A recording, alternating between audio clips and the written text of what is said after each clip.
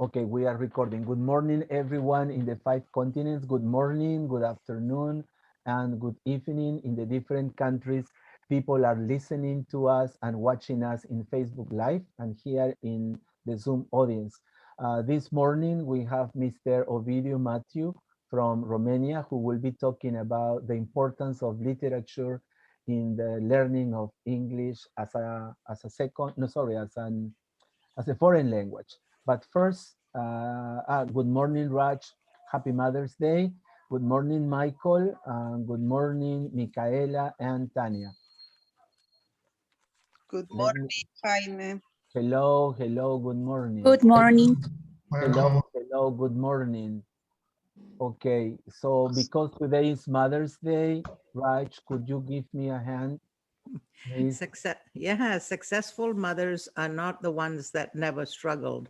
They are the ones that never give up despite the struggles, by What do Sharon you think Jane. about it? Oh, I absolutely love it. I think they help us grow. Even our children help us grow. Yeah, yeah. And what would you say, Raj, is one of the most difficult struggles? Right now, I would say the one is about not giving them advice, letting them do their own thing. Yes, that's the best way to learn, right? Making mistakes. Yes. Ovidio, could you please read this for us? Ovidio? The sound stopped a little bit. Could you help us reading out this quote? Yes. All that I am or ever hope to be, I owe to my angel mother, Abraham Lincoln. What do you think, Ovidio? It's lovely. And it's true. It's true, right? Well, my mother's name was Rosa in Spanish. Do you happen to have your mother alive, Ovidio? Sorry, the question. Yes, she's alive, and her name is Victoria. Oh, very nice. That way, Victoria or Victory? Yes, Victoria. Oh. Just like in all Romance languages. Romanian is a Romance language. Yeah. And Raj, what was your mother's, or is she still alive? No, my mother's not alive. Yeah. What was her name? My mother's name was Jaswant. Say that again. Jaswant. Just one. Yeah, Jaswant. Just one. Yeah. Okay. And yours, Michael? Yes, my mother is still alive. Sorry, in my country they celebrated it 2 weeks ago. And today is Father's Day in my country. Well, happy Father's Day. Thank you. Yes, my mother's name is Paulina. Yeah. Togina? Yes, Paulina. Yes. Odina. Okay, Yeah. okay. And the next one, Michael, could you help us please to read? Yeah. A mother is she who can take the place of all others, but whose place no one else can take. Cardinal Memilord. True, right, Michael? In my life, true, because although my mother was not paying the fees, but she dictates the way things are done in our house, in the family. She will tell my father, this person will go to this school, this person will go to this school, this person will go to this school, because she understands who we are. Yeah. So everything I am today, I think 70% to my mom. Although my father was paying the money, but my mom did the groundwork. So the mothers run houses. Yes. Mothers manage it. Okay, who is presenting soon? Ovidio, Raj, Michael, Micaela, and Tanya. Who is presenting soon? Anthony Michael will be presenting next week. No, May 23rd, talking about post-pandemic life, in post-pandemic world, sorry, some essential skills for adapting, surviving, and thriving. And then we will have Marisa Perez Cañado from Spain. I still don't know what she will be talking about. She said it will be a secret. And also Monica Rodriguez from Argentina. She will be talking about teacher and learner agency. And then Edison Santa Cruz, who is absent today, he he will be talking about revisitating. Is that okay? Or I didn't type it correctly? I guess it's revisitizing. Is that okay? Revisiting. It's revisiting some speaking tasks. Revisiting. Yeah, Sorry. revisiting, yeah. Mhm. Thank you very much. I just wanted to I just wanted you to help me revisiting some speaking tasks on June 20th.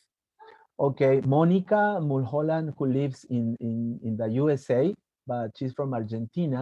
She will talking about a very important topic: why mental health matters in education and what we can do about it. She's an expert on this field.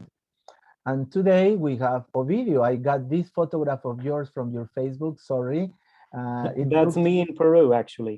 yes, I know, in my university in Lima.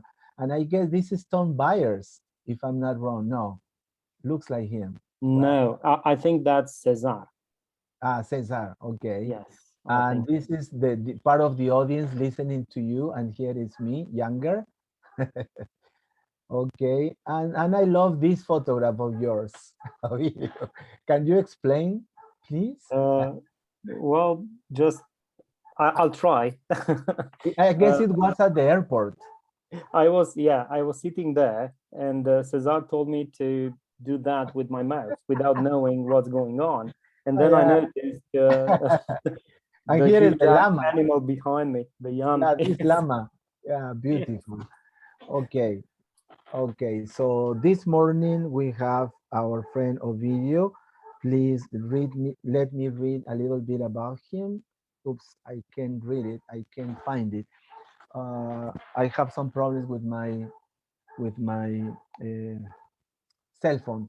So could you please tell us a little bit about you, where you work, and how long you have been a teacher of video? Yes, of course. Now I teach at the Lucian Blaga University of Sibiu in Romania, Europe. I've been teaching here since 2004, but I am a teacher of English since 2001, since graduation. I studied English language and literature and Eastern Orthodox theology. So I have a double degree. Oh. I hold a PhD in American literature and an MA in translation studies. I currently teach American literature, contemporary, as well as 20th century American literature, British literature. I teach translation studies as often as I can. I translate, Okay. and I try to improve myself and my activity through participating in events similar to these that you are organizing. I'm really grateful for having me here. I'm really grateful for your friendship and the way I have always been received in Peru. Well, I consider myself in Peru right now, even though this is just a virtual meeting, Yeah. but it brings back memories of old. Okay. 2014 is a long time ago. Yeah. So it seems, at least. Well, thank you so much, Ovidio, Matthew, for being with us and spending part of your afternoon with us. And we thank you because of what you are going to share with us and what we are going to learn from you. So let's give Ovidio a round warm applause. Thank you, Ovidio. And the screen is all yours. Okay, thank you. Well, this is my second time using Zoom, so I hope I can manage. Yes, you will. Let's try to share. Now you are the co-host. Am I? Okay. Yes, you are. Right. Officially. Officially. How am I going to share? This is the button, I think. Yeah, the green this one. is my PowerPoint presentation. Yeah. I'm not Okay, very fond of PowerPoint presentations, I must admit. Can you see it? Yes, perfectly. Yes. I'm not very fond of PowerPoint presentations, But for the purpose of this talk, I think this is one of the best ways. Let me see. Yeah, it should look better right now. Okay, I'll keep the slides to the left. I hope the text is wide enough. Yeah, it is. It is. It is, and big enough. Okay. My presentation is titled "Using Literature to Teach English as a Foreign Language." First and foremost, I would like to tell you a few words about me again, because there are a few things that I really need to bring up before dealing with my topic. So, yes, I'm from Sibiu, from Transylvania, from Romania, Europe, and I dare say from the world. I'm a citizen of the world. I would like to be a citizen of the world for as long as I will be alive. I like traveling. I like talking to people. I like working with people, joining research teams, and starting new projects with people from all over the world. I've been teaching since 2001, and now seems like sorry, I had to admit someone. It seems like forever right now. It seems like I have never stopped teaching, even though from time to time I take some time off, especially during summer. We have summer vacations in Romania in August, so that's our time off. But in most cases, I teach other types of courses during that period as well. So it feels like teaching never ends for me. I've been teaching as a university instructor since 2004. I'm assistant professor right now. This is the name of my university, Universitatea Lucian Blaga din Sibiu. This is the name in Romanian. I have a favorite quotation. It's from Cormac McCarthy's The Road. I won't read it because it makes me sad, but it's one of the best pieces of literature that I have ever read. Even though the topic of my presentation is using literature to teach English as a foreign language, I have never used this one because it's too depressing for people who don't know Cormac McCarthy. I have a personal creed. I usually tell this to all of my students and to all of my colleagues when I meet them for the first time. The first time with students is every October the 1st. That's when the academic year starts in Romania. And that creed is that we must read because we are humans. There is no other reason. We are the only species, well, in the universe, I believe, that can read and write. And I think this is what we should be doing. Now, how I came to this topic, how I decided this is the topic that I am supposed to come up with for this event.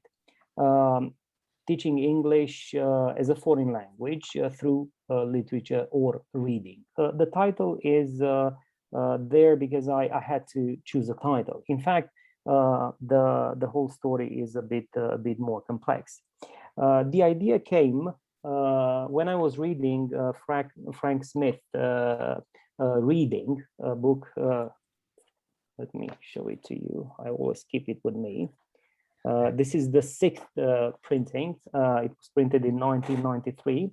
The first edition was published sometime in the 70s, late 70s, by Cambridge University Press.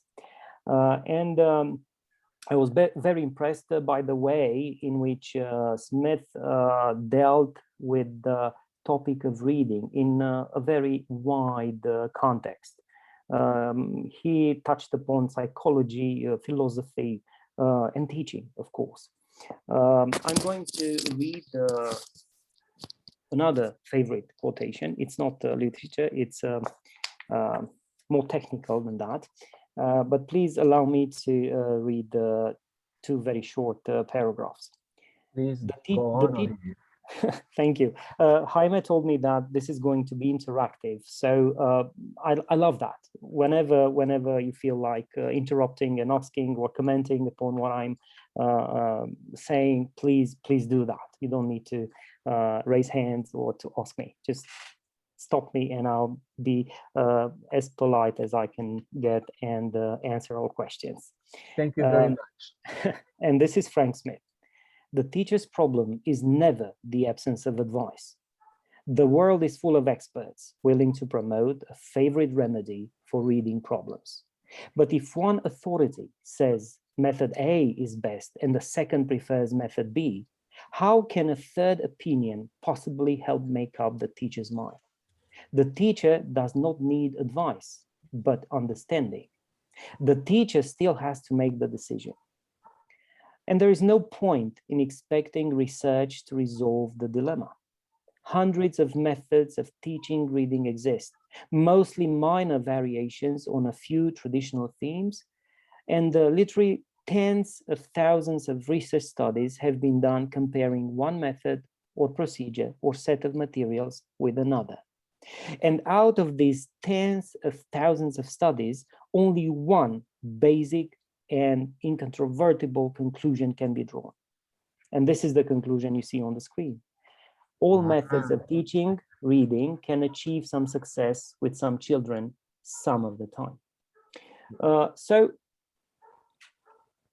is it possible to use reading literature to teach languages? Well, it's not only possible, it's, in my opinion, mandatory. Why?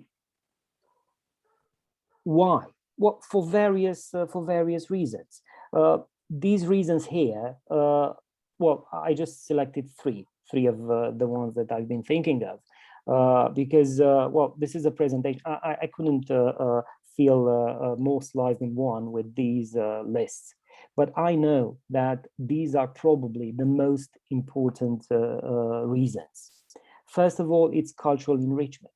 Literature helps us meet other people, meet other cultures, interact with other cultures, because reading and, well, literature or anything else fosters interaction, invites cooperation, invites thinking, critical thinking, invites problem solving. Then, of course, there is language enrichment. We call it language acquisition in teaching languages. Yes. It is important. How on earth would we be able to enrich our vocabulary, our possibilities of expressing our thoughts, if not through meeting languages, cultures at work in literature? And of course, there is a certain level of personal involvement. People become engaged with what they're reading. That's why I was telling you that my favorite quotation is depressing, because I instantly become connected to what I read. And I think this happens to everyone, to our students, probably at different levels. Most of us, we teach teenagers or young adults, but reading interacts with everyone. It's just a matter of selection, choosing the right text, choosing the right collection of texts. A question of you. Yes, would you say that critical thinking is in personal involvement, is part of the personal involvement? Well, I usually place critical before thinking in brackets. Thinking is critical.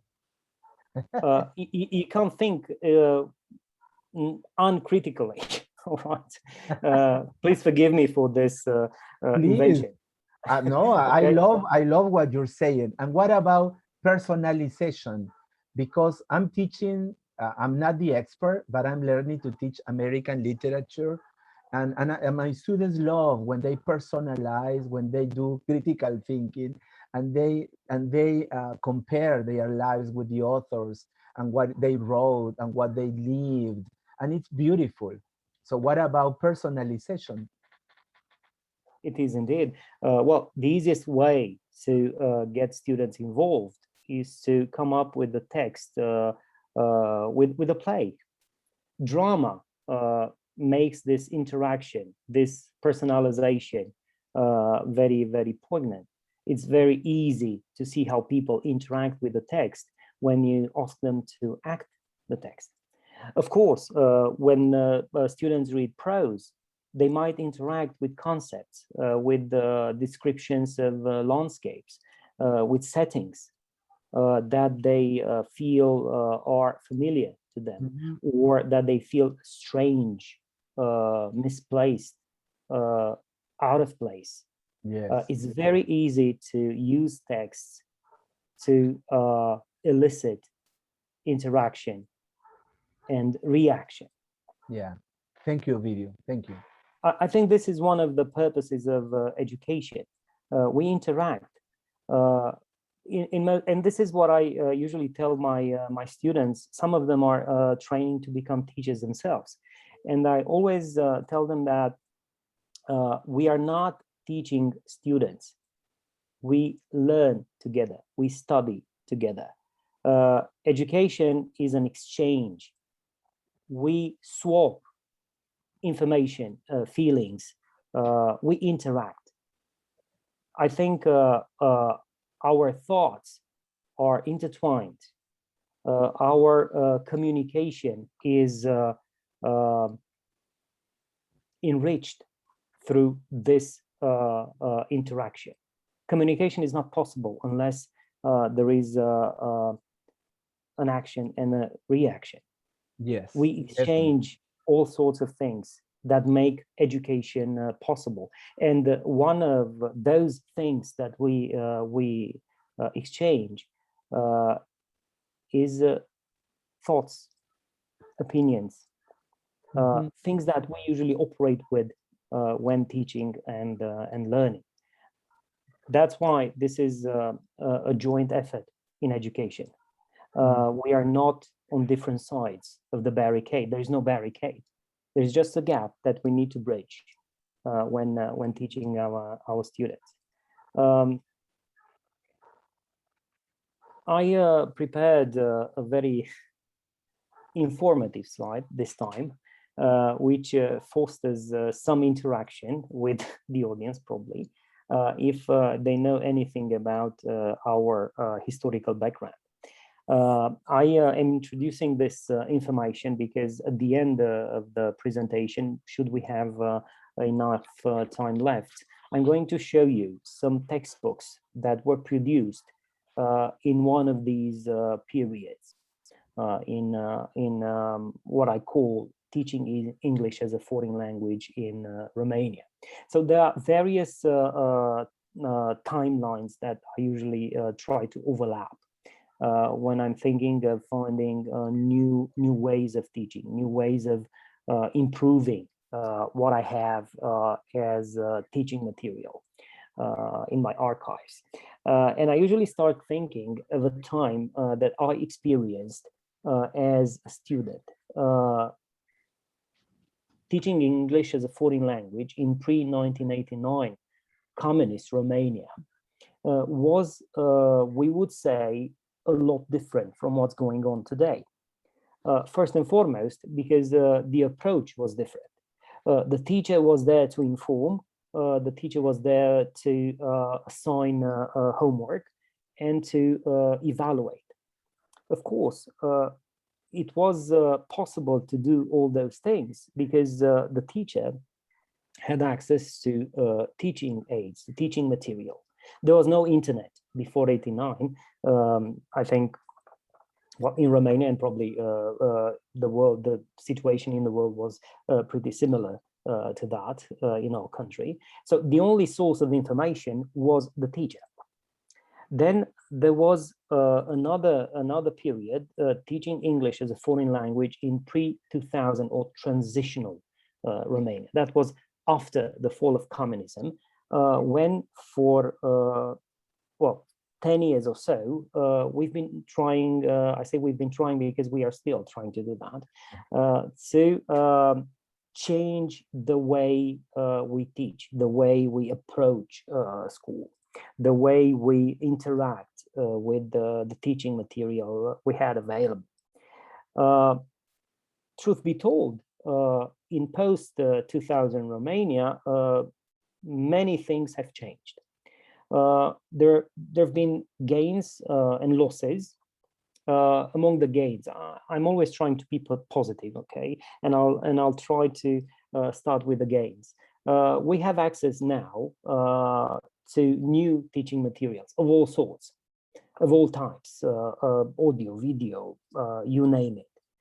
There are new techniques and technologies. Myself, I've studied new technologies in education ever since 2001. And I implemented, I think for the first time in my school, a learning management system in 2005, as far as I remember. It was Edmodo. It was a learning management system that looked pretty similar to Facebook, and did pretty much what Google Classroom does today. So new technologies, new techniques among the gains of the post-2000 Romania. There were some losses as well in or concerning the approach to education in general. It has been increasingly less competition. The focus is laid today more on the outcome and less on the whole process. Of course, these are just generalizations. Don't ask me to prove what I'm saying, but I'll give you some examples. Okay, so the approach to teaching English as a foreign language is mainly characterized by less or no literature in textbooks, especially in high school textbooks. And I'm going to show you at the end of the lecture a few textbooks that were produced in the early 90s, where literature was part of the curriculum as such. So the approach to education changed. There is less competition in terms of entrance exams. We don't have admissions exams anymore in most university programs. For example, people who want to attend a language and literature program in Romania, in 99% of the cases, all they have to do is to submit a file, submit an application, and there they go, based on the grades, the scores they got for the high school leaving exam, we call baccalaureate, they enter higher education. Before 89, there was a tough admission exam. Which involved topics in literature, in grammar, well, language in general. And most people, or some of the people, depending on the competition, failed, and they had to wait for another year to take the exam again. So that's what I mean by less competition. This threshold is gone.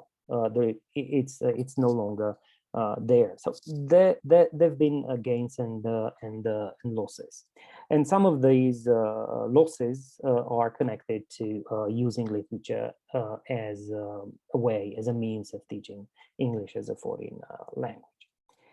Now, what can we teach? I'll try to move a bit faster so that we can have some time for discussion in the meantime. Okay, thank you. Yes. So what do we use when we teach English as a foreign language to literature? Well, there's a spoiler there. Anything. We can use anything, any kind of a text. So I strongly believe that literature, well, reading, and foreign language or language learning, they are interconnected. This is a truism. I don't think we need to focus more on this aspect. There is one way in which we learn, we study. That's interaction with the language we are aiming to learn. Well, literature can be regarded either as a tool or as a medium, an environment in which language manifests itself. We can meet the foreign language every single day in the literature it produced. So using literature as a tool in teaching English integrates all skills. We can teach anything by using literature: speaking, listening, writing, and of course, reading. There's been a distinction between literature, capital L, and literature as such, with a small letter. The big literature is usually related to the classical texts, Shakespeare, Dickens, whatever. And literature as popular fiction, fables, song lyrics. I think this distinction is relevant to some point. I mean, it's relevant when we deal with different age groups. When the target group is, one target group is 9-year-olds, and the other target group is university students, then of course there should be a difference. But in most cases, this distinction is quite irrelevant, because any source is or may prove useful. Any literary text whatsoever may help produce multisensorial experiences, is mainly characterized by less or no literature in textbooks. I'm listening to myself. I don't know what's going on. Maybe there are two channels open somewhere. Okay, so one such example would be teaching English through literature and film. I once attended teaching English as a foreign language through film course. And I was happy to see that at least 75% of the movies that were selected for that particular course were movies that were based on books. And the instructor was very keen on reminding us that this is the movie. You can use it, but please add the text somewhere, the text of the book the movie is based on.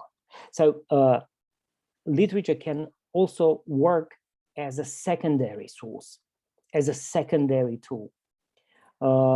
There is no point in using it as the main medium, as the main teaching aid. And of course, there are various sources, various resources that are designed specifically for different age groups, right? So we can, I remember having read a book when I was in the 5th grade, I think. That's 12 years of age in Romania. It was a book containing stories based on Shakespeare's plays. So I met Shakespeare through that book. There were stories. I wasn't able to make a clear-cut distinction between genres at that time, but I knew that was Shakespeare, right? So when I first studied Shakespeare, I already knew the plot, which doesn't happen anymore today.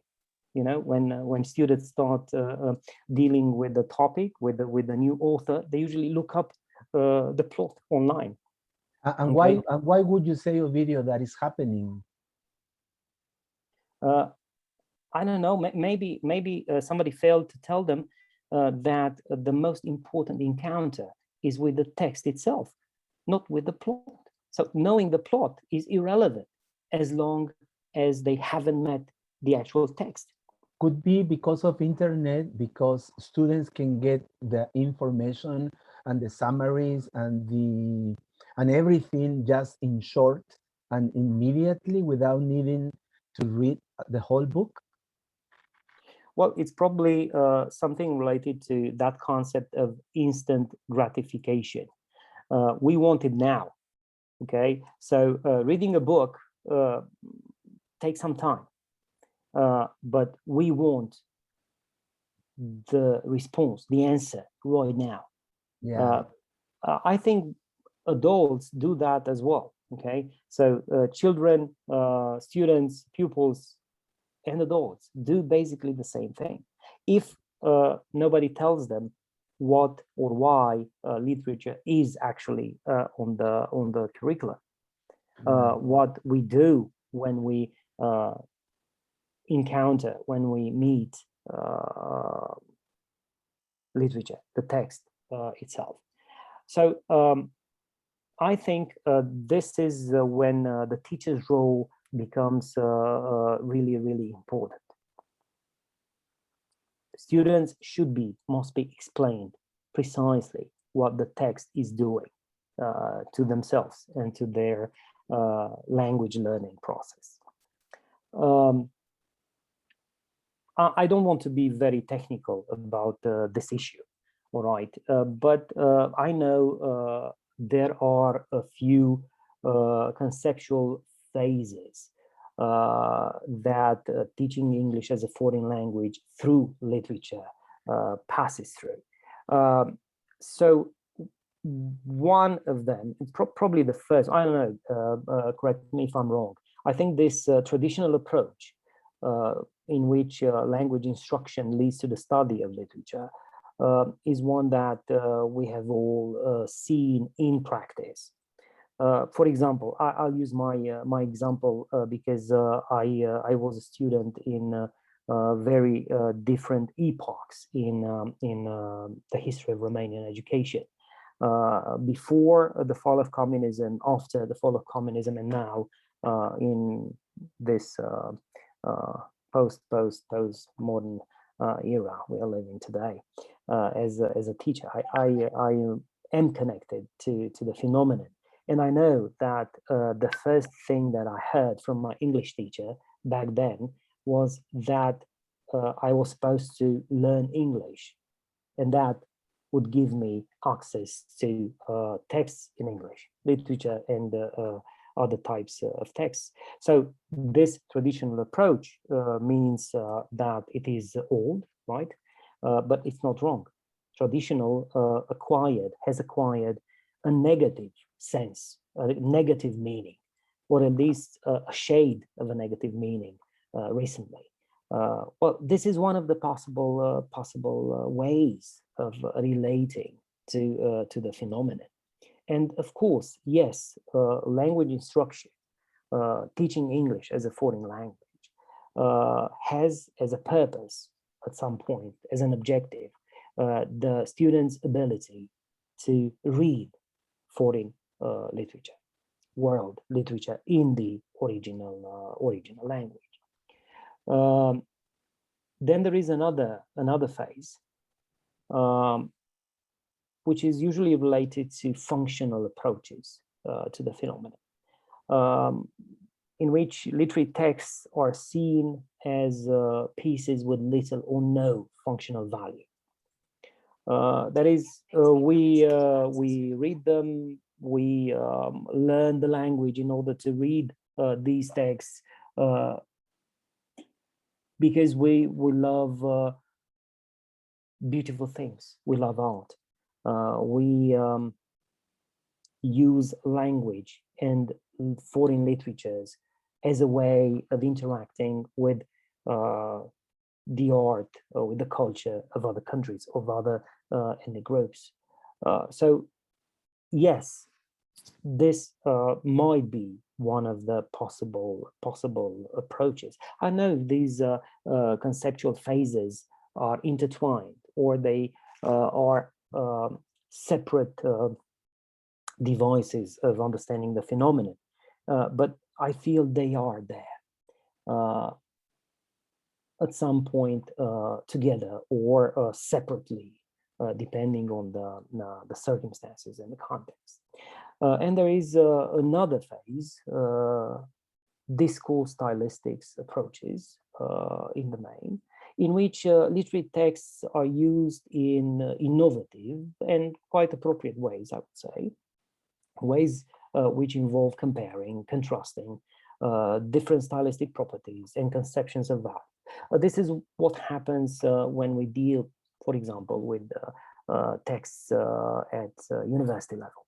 Okay, we try to analyze them. We try to stimulate thinking in relation to, and analysis in relation to that particular text. Of course, there might be a fourth phase or a fifth phase, or I don't know how many phases. But one thing is sure, literature has a role in teaching English as a foreign language, irrespective of the way we approach it, as I don't know, functionally or in any other different way. Of course, in most cases, and I think this is the second part of my presentation, when I try to be more focused on practical matters. Okay. So I think, yeah. Before you go on a video and you have some Yes. time to drink some water, maybe Raj, Yes, thank you. Michaela, Michael, or Edison, or Tanya, or Juana have a question or a comment to make. I have a question, but I don't know if somebody else has a question or a comment to make. Edison?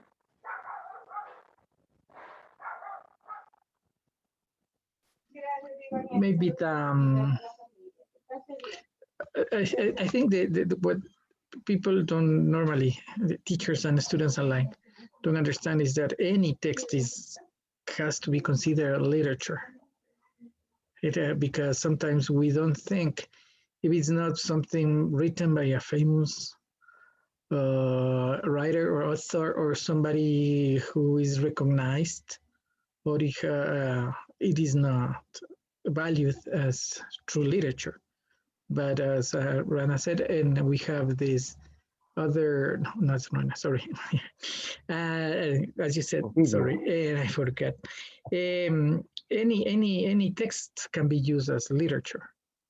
Many times it helps. And as you also said, most of our textbooks don't have or any literature, or we publishers have left texts aside. It's I don't know if it's a marketing strategy to sell extra books, but normally in the textbooks we don't find long texts. We don't have. We just have very short tracts just for the sake of grammar or vocabulary, but not for teaching something else. And something else that I have considered is that people in general don't read as much as they used to do, and then that's why sometimes it is hard for them to connect the film and the book. Yeah. And they take the film as the truth, and that's not that happens. So if you read a book and then you rewatch the film, you can see, and as you said, every thinking is critical. You can do many things with that. You can work with that. But if you just see the film, you are reviewing a film, but you are not comparing, or you are not thinking as deeply as you should if you had both sources of input. Yeah. Thank you so much, dear Edison. Ovidio, Edison is from Ecuador. Thank you, Edison.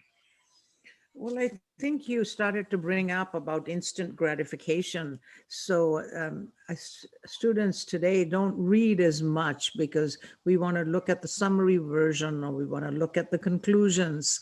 And so how to engage in that level of reading and comparing instead of what's coming at the end.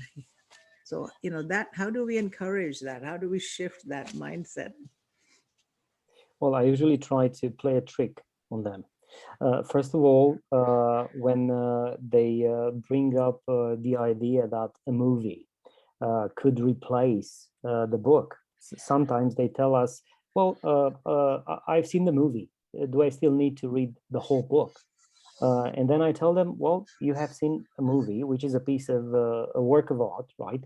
But it has a different author, and the author is the director.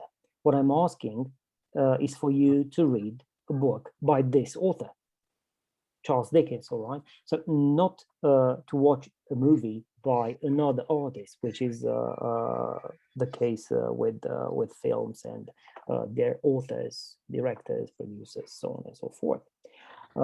With respect to the other issue, well,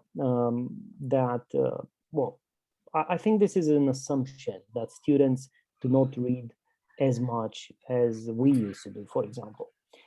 They read a lot, but there is a different way in which they approach the text.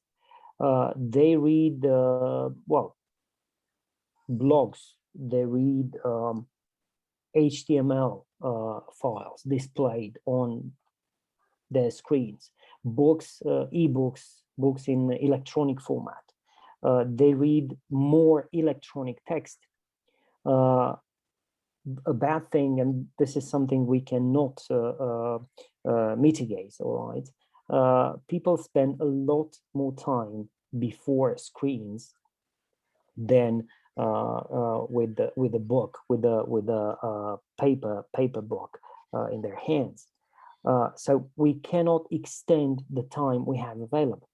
But what we can do is to make sure that we meet their needs in their own environment. And I think this pandemic, forgive me for saying that, has or can have at least one positive outcome from an educational point of view. It's the fact that it made us meet our students in the environment that they inhabit today. So I took every opportunity that I had to try to meet them in their own environment. I taught a course in 20th century American and British literature, actually two courses, different courses. And I recommended, all the texts that I recommended were texts taken from electronic sources. And I knew that they would probably look up the plot as well before reading, actually. But I also knew that the text that I recommended looked familiar for them. And those who wanted to read, they actually read those books in electronic format. And I'm sure you're familiar with the Project Gutenberg, the one that produces, well, every single day, I believe, literature in electronic format. There are various copies of classical texts, new texts available, depending on the copyright laws in the world. But well, in my case, most of the texts that I actually needed were on Project Gutenberg Australia. So I took my students to Australia on a journey to Australia, online, of course, and gave them access to books in an environment that they use today. So I think they read a lot. What we should do, or what we could do, is to try to meet them, to give them, to provide them with our information in their own environment, the one that they like and they use the most. Very, very, very good pieces of advice, dear Ovidio. Just to remind you, we still have 35 more minutes, okay? Thank you so much for your wonderful answers. Thank you. Thank you for your comments and your questions. Okay, so slowly but efficiently, I suppose, we're moving towards the more practical part of our discussion today. So when teaching English, well, when teaching a literature course, it's very easy to make the selection. It's easy to select the text. We know the timeline, we know the history of literature, and we select those texts that are relevant for an age or a period or a language, a literature.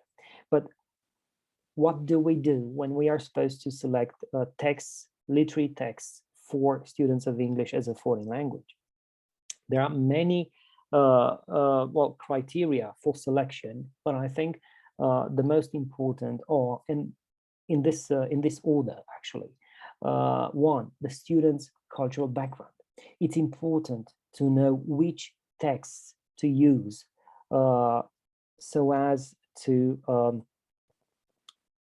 make sure that students accept or are willing to accept literary texts that are selected for a specific English as a foreign language course. So their background is very important. Of course, linguistic knowledge, the language level is as well extremely important.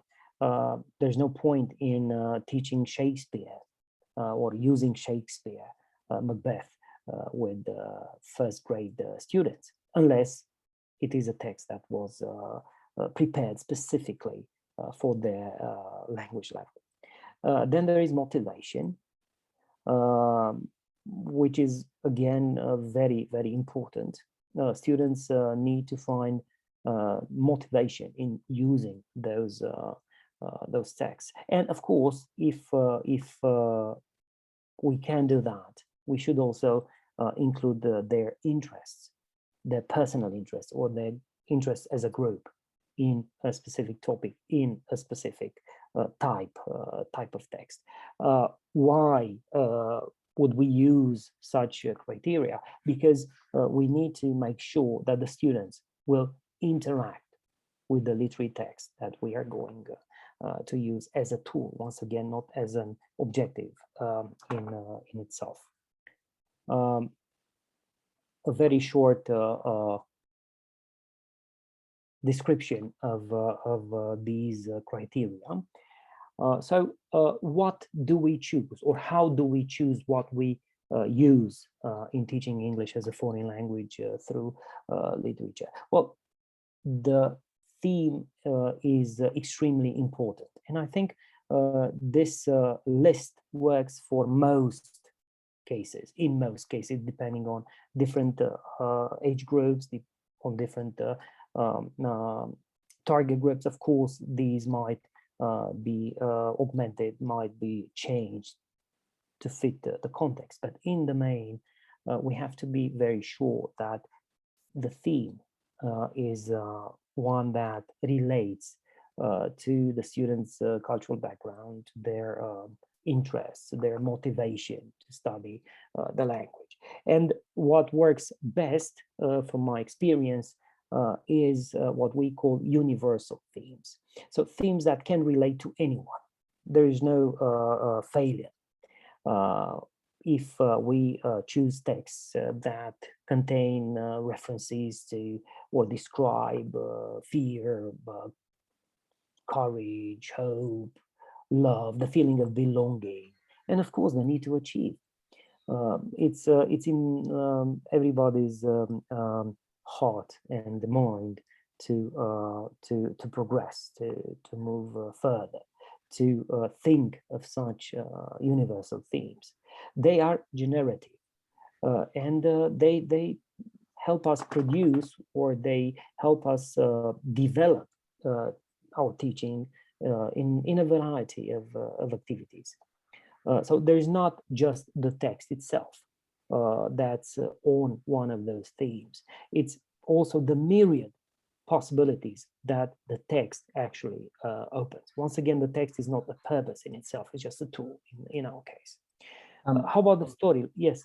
And by the way, Ovidio, Edison in Santa Cruz in Ecuador is asking something very important. What about graded readers, which are very popular in Latin America? Would you recommend them? Whatever works. I would evaluate the target group first and foremost, and then try to see whether a specific resource actually works. I would test it. We can do that. I mean, we can use different tools, different texts, in our case, literary texts, as I don't know, icebreakers in a class. We could ask students, well, let's read something to warm up, like a warm-up activity, and see whether they interact with it, whether they can use that particular text. Of course, it's better to use previously prepared teaching material.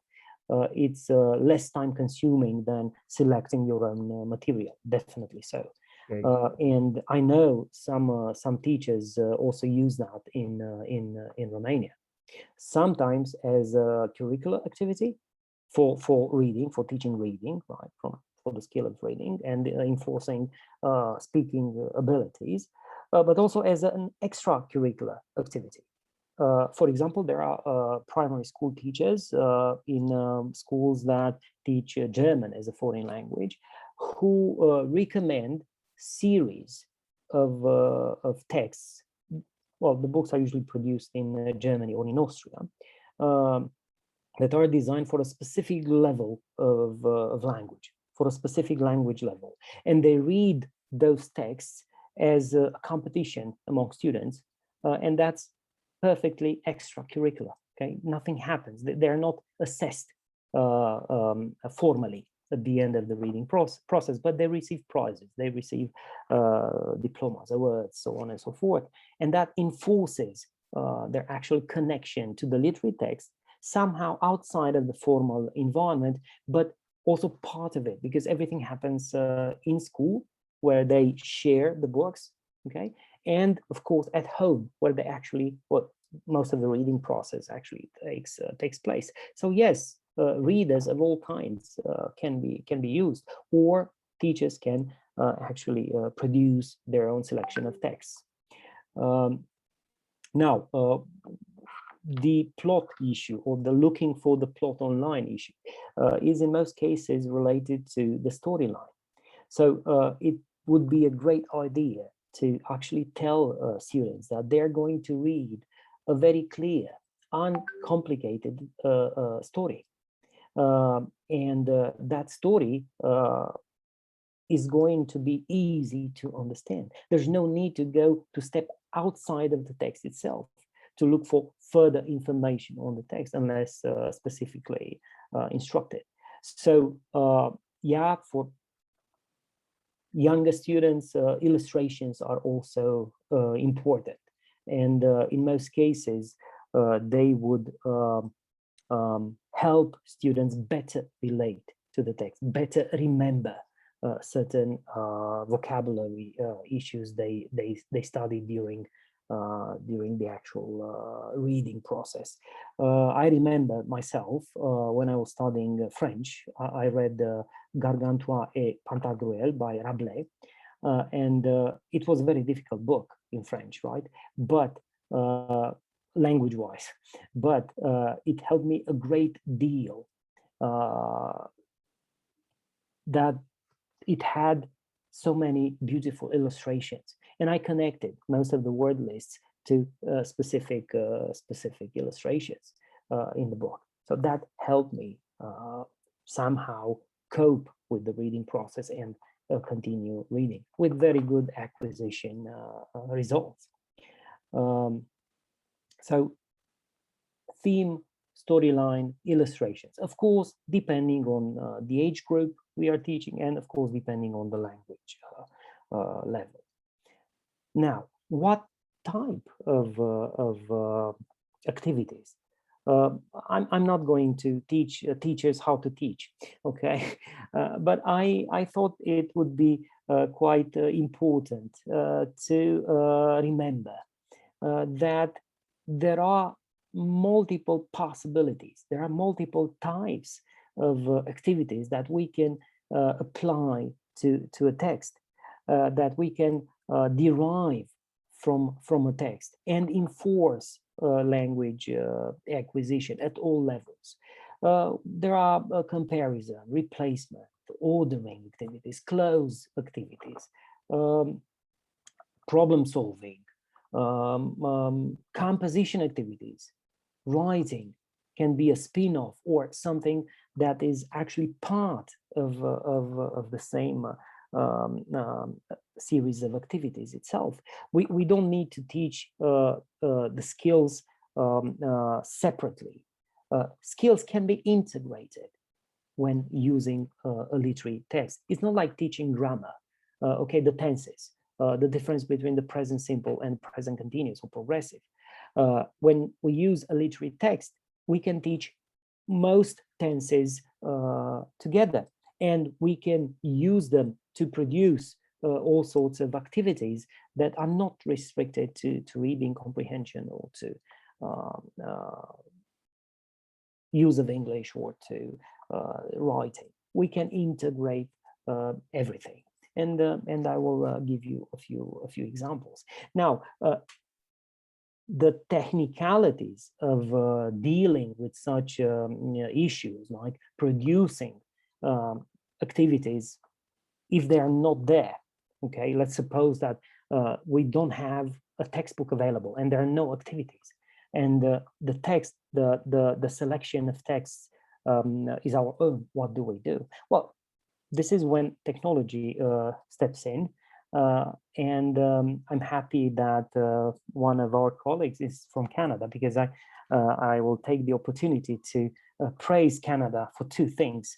One is related to, well, of course, in relation to languages and language learning. One is related for term chord and termium.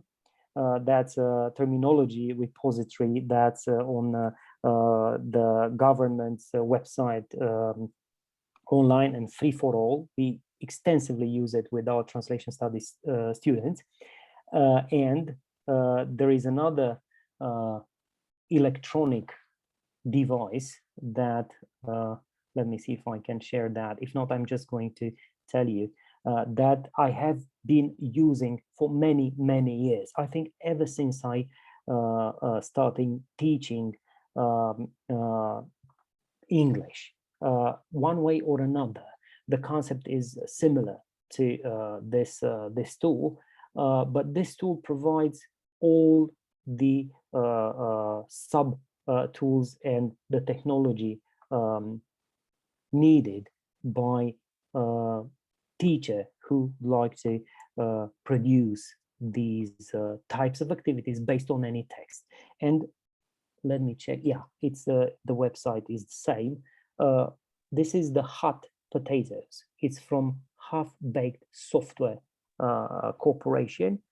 It's produced in Canada, and it's one of the best software applications I have ever used for producing language activities.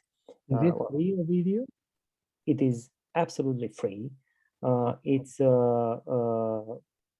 It was released, the newest version was released on the 16th of April, as far as I know, last year, 2020. And it's absolutely wonderful. Once again, free for all, and especially for English teachers. I think it can be used in all languages. It's not language dependent.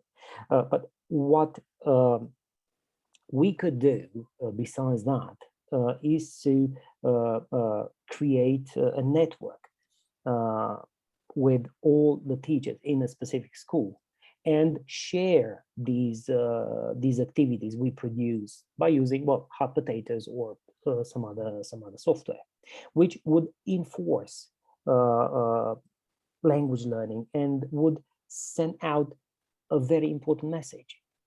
We work together. That would be absolutely useful in any school. Well, Now, thanks, Canada. thank you, Canada. Yes.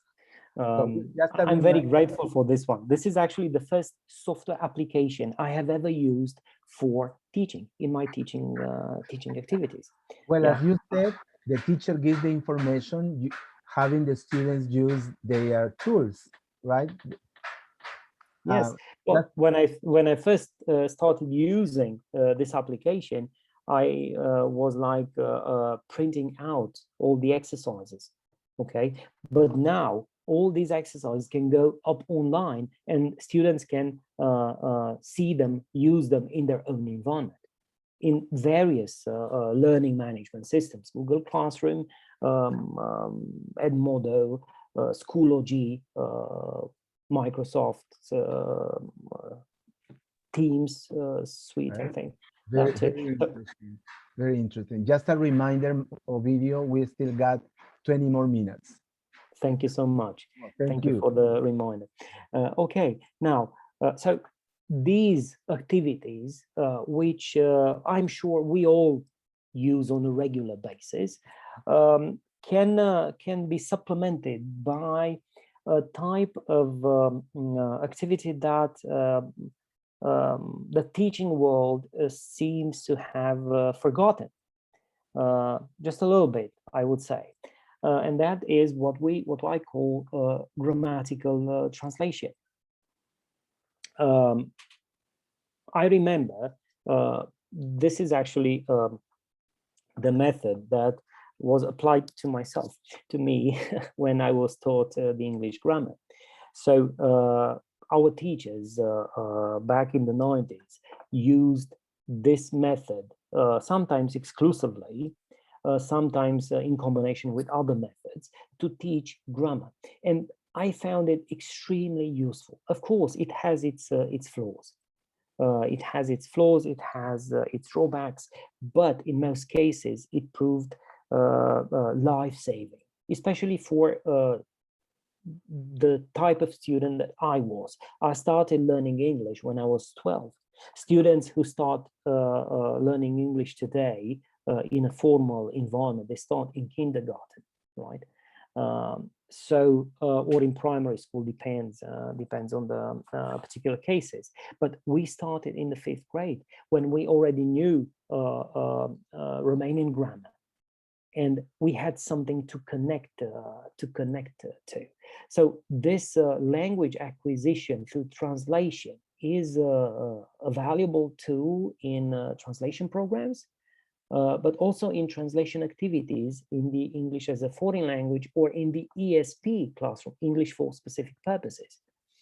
That's a type of course that we usually teach at university level to engineering students, for example, right? So the tool that made a huge impact on my own language learning was a tool titled English with Tears, which included a very large portion of translation activities.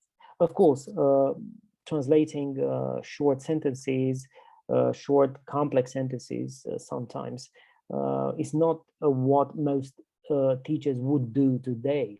Well, most of them actually don't do it anymore.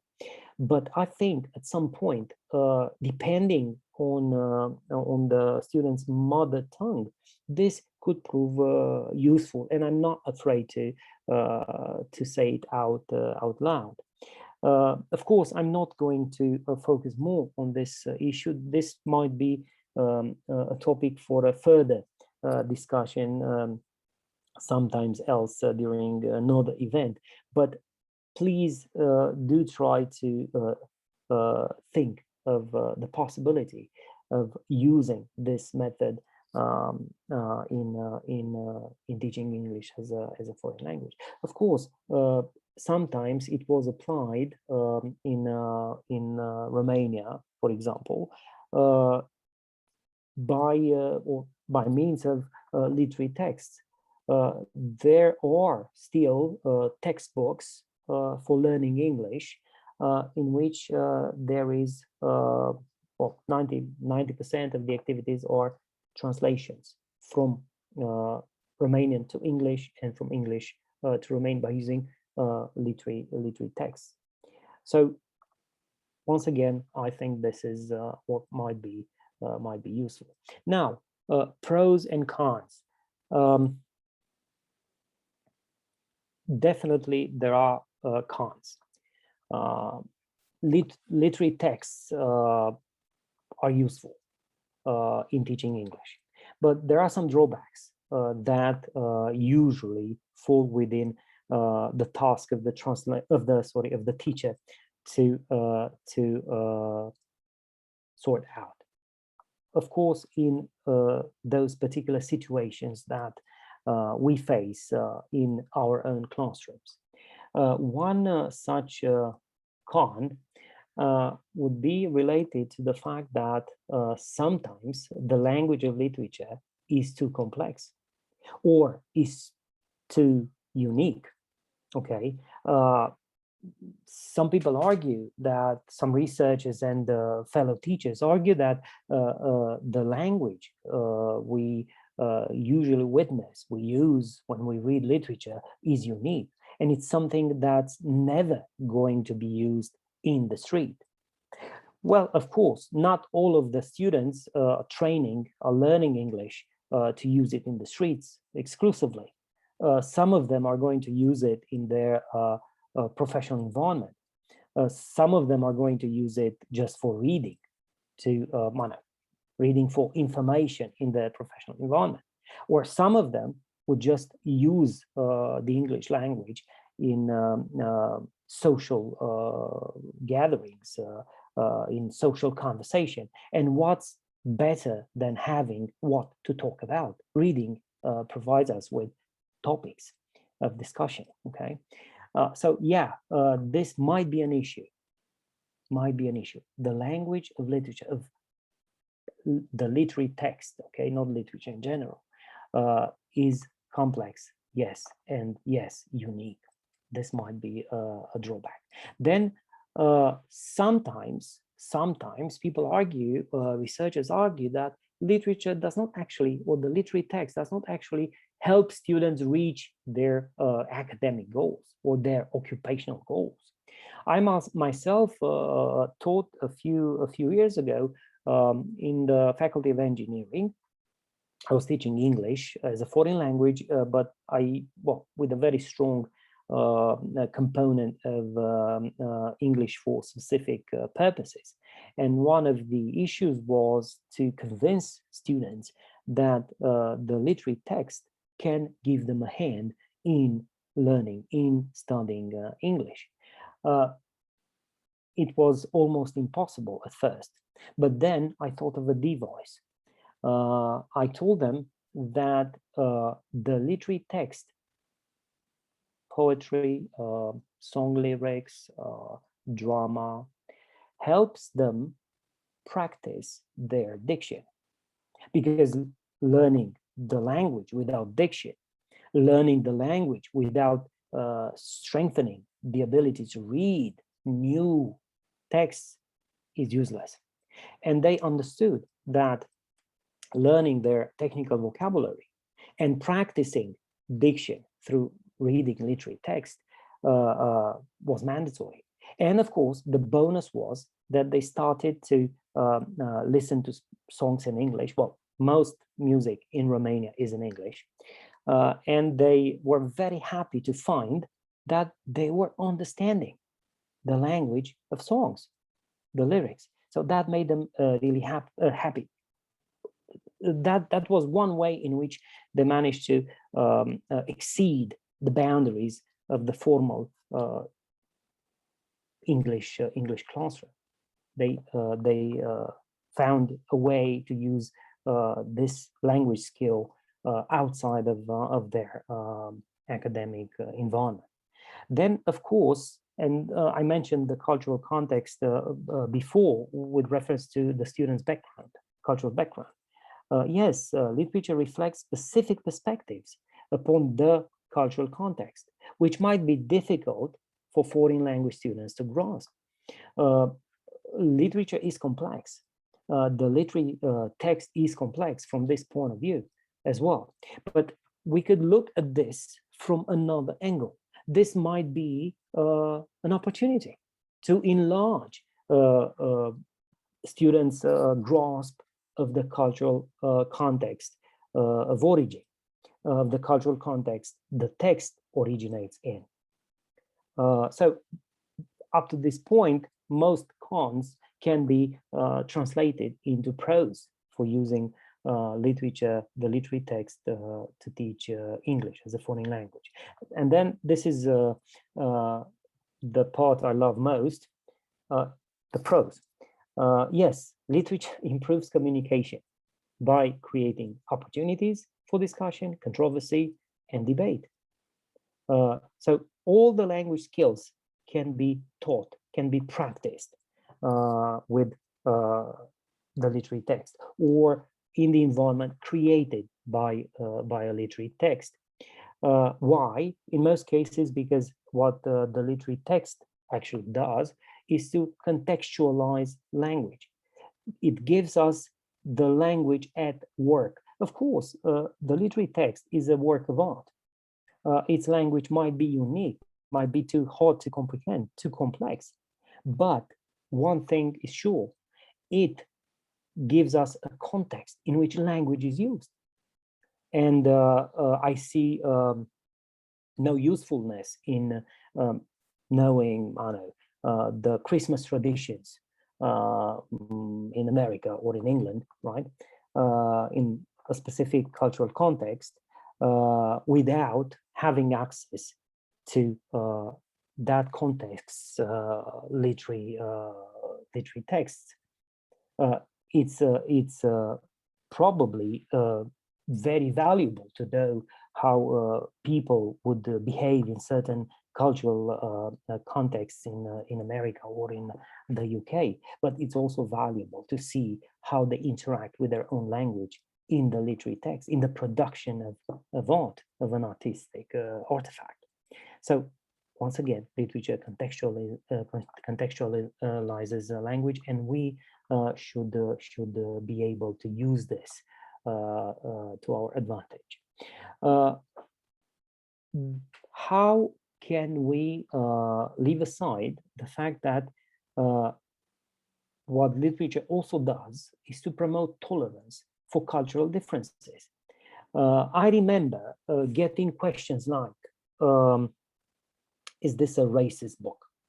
Sometimes there are times in our existence when issues like racism, ethnic differences, religion are of utmost importance because they're all over in the media, and people start thinking about them and start internalizing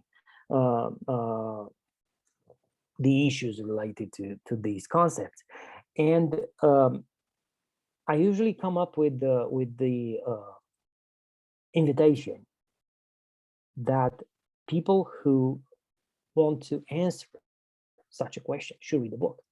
And I remember having recommending Huckleberry Finn by Mark Twain after a series of books that were not specifically about race. And one of the outcomes was that the two main characters were friends.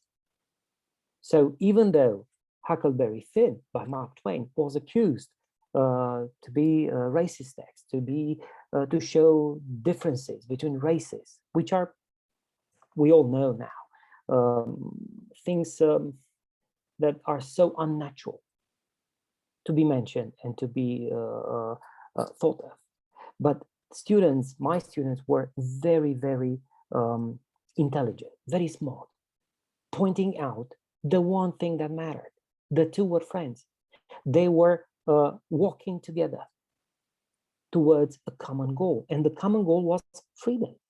So where is racism in that? Of course, there are vocabulary issues, things that could be discussed in this context, but I always believe in the intellectual potential of our students. They are, in most cases, smarter than us. They are more intelligent than us in understanding, in pointing out the things that are valuable. So what more beautiful a word than friendship could be related to a literary text. So literature promotes the values we believe in. Of course, there are negative examples. Of course, there are books that promote other things. But in the main, artists promote this type of understanding of tolerance. I don't like tolerance too much as a word, because it implies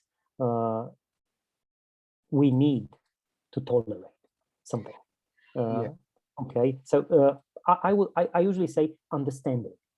Okay, much better. Okay, but I won't ban the word. The word is okay. It has its own purpose and meaning. And of course, it promotes creativity by witnessing the result of a literary of an artistic act as a literary text. In our case, students understand that creativity is possible, is important, and literature does precisely that. It promotes creativity. And now we are going back to one of the words that we discussed about a few minutes, well, many minutes ago. I'm keeping my eyes on the watch. Okay, I'm going to finish soon. Literature fosters. Don't worry. Don't worry. Yeah, just one. Well, 5-7 minutes, and that would be enough. Okay, for me. Literature fosters thinking in general. And once again, yes, if we want, we can use critical. Reading is critical, unless we read in a language we don't understand. Okay, so if we read a language we don't fully understand, then reading is not critical. But in most cases, we read languages we understand, we comprehend, we internalize the concepts we read there. So that makes reading and thinking critical. Critical as much as analytical as well. So yes, literature is important because it also fosters critical thinking, and that's a concept that we all focus on in teaching. Okay, so that was quickly going through the practical theoretical stuff. Now I prepared a few examples of how different literary texts can be used in teaching English as a foreign language. Of course, most of these examples are self-evident, right? Once again, I'm not trying to teach teachers how to teach. I'm just trying to expose some of the greatest powers of the literary text, and these great powers can be unleashed, set free through very easy peasy, I would say, types of activities, things that anyone can produce by using hot potatoes or not. We don't need software to do this. So a great piece that we can use to teach English at most levels, I would say, probably not beginner, but all the others definitely, is a text I love very much. It's George Bernard Shaw's The Devil's Disciple. And there is a very good fragment in Act 3 that can be used to put in place all sorts of very rewarding activities. If it's role play, if it's word study, if it's vocabulary practice through activities created by using hot potatoes or any other software application, if it's writing assignments as follow-ups or as short paragraph writing during the actual lesson, everything converges or goes through that very important common goal of teaching all skills together, integrated in one specific lesson. And of course, there can always be an invitation to supplementary reading. We know that follow-up is very important. Follow-up activities is very, very important. So supplementary reading would involve reading the rest of the play. In most cases, teachers would go like, and students as well, yes, drama, yes, maybe prose too, but how about poetry? Well, have you ever seen a more beautiful text than this one by John Keats, Endymion? We all remember, and we all keep this as, well, in my case, as a favorite quotation. A thing of beauty is a joy forever. This sounds as something that students can really remember. So again, word study, vocabulary practice, reading comprehension as well, and why not translation practice? We can bring up some creativity because translation of poetry is creative. Okay, so let's bring up some creativity. Let's study some figures of speech. Let's try to build this love for poetry by using one of the most interesting, the most beautiful texts in the English language. And of course, why not? I chose this one because I was not very fond of it when I studied for the first time. Bleak House by Charles Dickens. Of course, it's impossible to teach huge portions of text or to use huge portions of text with students who are not in a language and literature program at university, but it can be used to teach various skills by means of fragments, excerpts, well, usually descriptions. Teachers can use these texts to teach reading comprehension. It's not easy to comprehend the text, but we could drop in dictionary use, and we can also drop in some translation practice as well. And of course, word study. As well, we can connect it to tenses in English as well. Students would probably love the way tenses are used in such texts. The texts seem easy to comprehend, of course, when a dictionary is used, and we can also teach them how to use dictionaries when studying language. Of course, all these types of texts can produce all sorts of activities, and sometimes the very text itself is self-explanatory to the teacher. Okay, the text teaches you how to teach language by using it.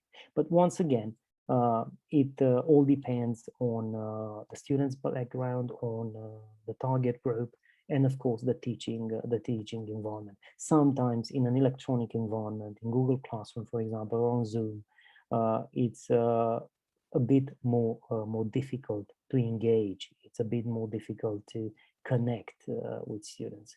From my experience, I know that it's better when they also physically meet the literary text. When you pass the book from hand to hand, then you ask them to read and to do the exercises.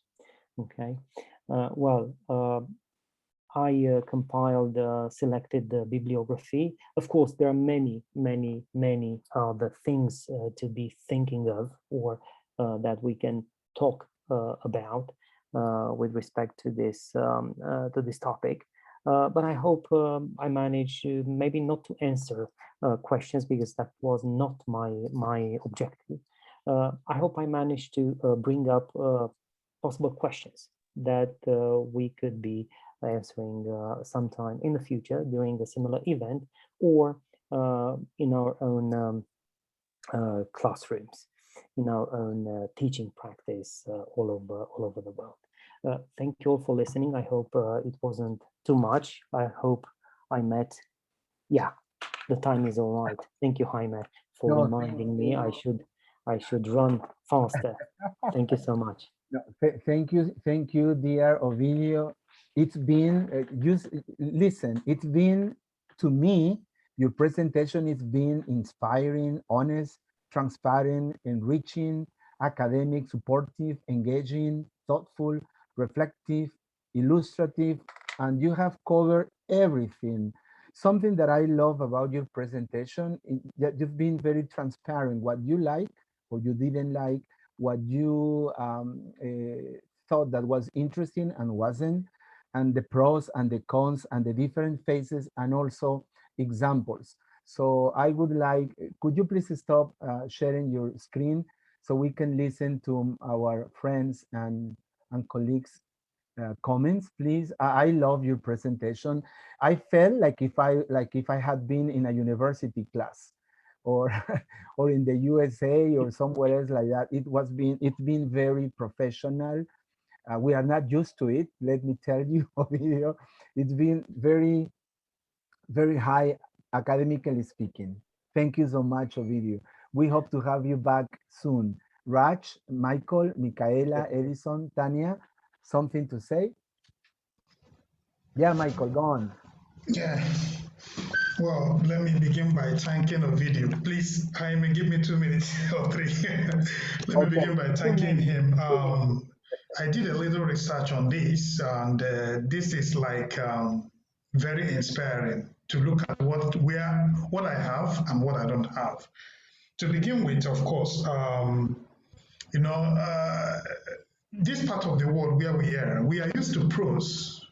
Maybe it is an eye opener that we begin to look at drama and poetry, and with our students. Maybe it could help in improving them, not just prose, reading prose, drama and poetry can help us.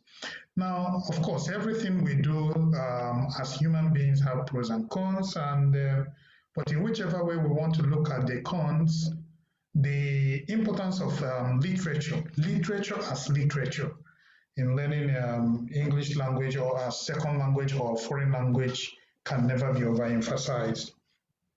One of the questions that may come up will be, can literature its own stand, as a body of knowledge that can help to enrich those who study it? Or do we always have a kind of influence from external? Well, looking at that, I listen to you when you are talking about cultural issues. So whether people or scholars believe that literature can stand on its own as a body of language or not, anybody that is writing something is writing from a particular kind of reality. So if we read literature, definitely we can or we could learn what other people think and what other people's lives are. And of course, going back to the important literary device like setting, plots, we could know places. I may not be in Romania, but if I read Romanian text, it could give me the idea of how Romania is, where things are, and the place. So these are some of the things. Like you also said, the literary devices and terms, we can also study them. Simile, metaphor, imagery, flashbacks, irony, and all the rest of them. So it has been a very good journey with you for the past 1 hour, and thank you so much. It's been inspiring. Thank you. Thank you, dear Michael. It was very profound. Edison, Raj, Micaela. Well, I just wanted to mention one thing that you said that thank you for the presentation that struck me was the word tolerance, because tolerance means I'm putting up with something and sooner or later my stress is going to break. Whereas if I come to a place of understanding, something shifts. So that was something I'm taking away. Thank you so Thank you much. so much. Thank you. Okay, and something first, thank you for the informative and very academic presentation. And then something you said is about how to involve students and taking into account their generation, right? They are younger, young adults. So what I did, and I took it from something, so I read something long ago, and I did something that I did was to say, do you like crime? Do you like murder? Do you like magic and things like that? And they say, yes, okay. So do you want to read something about that? Yes. And then we read Macbeth. So, and then, so that was one way to catch their attention. So it was like, they say it is something they are going to like. What I read with my students, because we just have 2 months for two classes of just 2 months. And then, so I have to resource to these graded readers. And that's why I have to do this kind of thing. Okay. So, and then mostly they liked suspense, murder, uh, terror, horror, or things like that. They all go magic. They wanted to go outside their real world, let's say. So that's what I gave them. And then so we read these graded readers, but with this kind of, and sometimes they say, now you can go to a cocktail and say you have read Shakespeare. And then, so then that was one way to involve students. And then after with the lower levels, pre-intermediate levels, then let's say we made posters and I gave them 4 choices for readers. And then after they read each one, whichever they chose, they made posters with those, and then they had to present, and that was their let's say grade. And that's what I did. That's what I've done with my students, and because of the time constraints, because our classes are not 1 term long; they are just 2 month long. Okay, thank you again. Thank you, dear Edison, Raj, Michael. I don't know, Micaela, Tanya, if you want to make a comment or a question.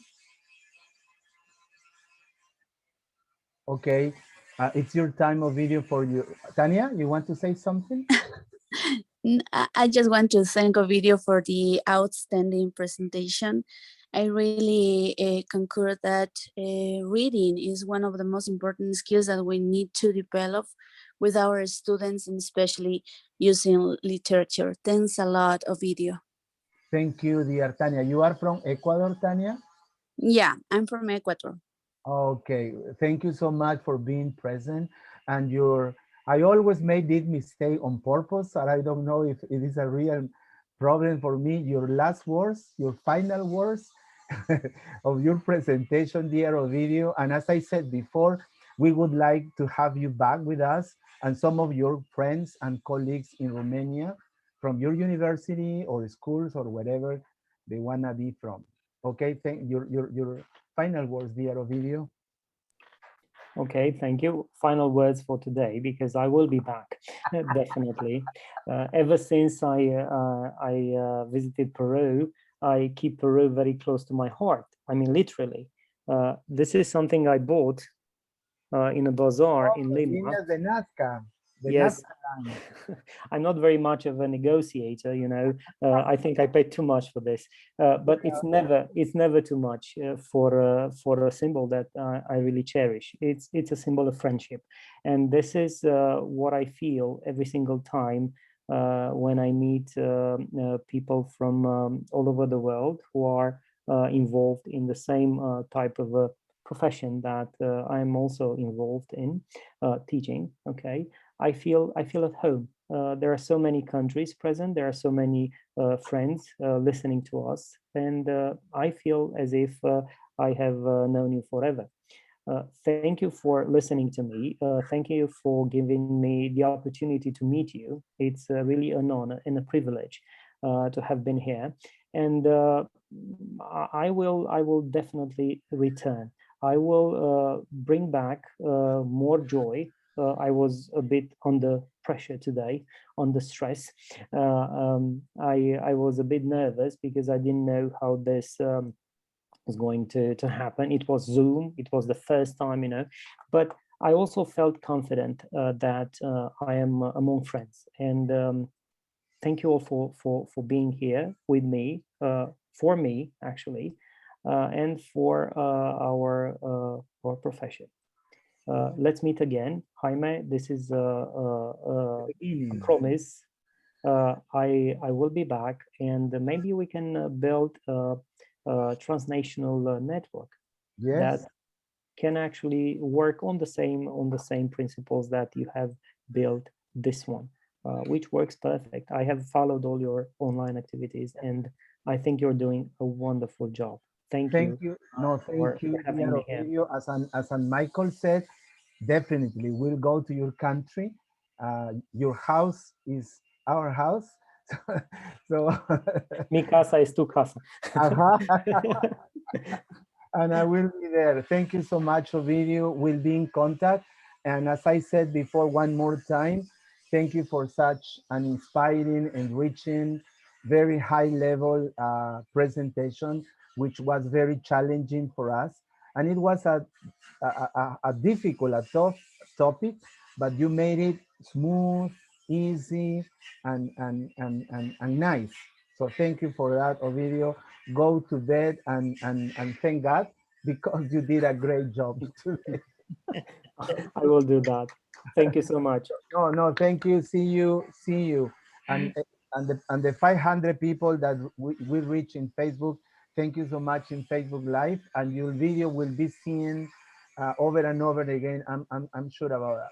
Thank you so much, Ovidio in Romania, Raj in Canada, Micaela and Michael in Peru, Edison and Tania in Ecuador. Goodbye, everyone. See you. Thank you, Jaime. Goodbye. Bye-bye. Have a nice day. Have a nice day. Bye-bye. Happy Mother's Day, everyone. Thank you. Bye-bye. Bye. Bye. Bye.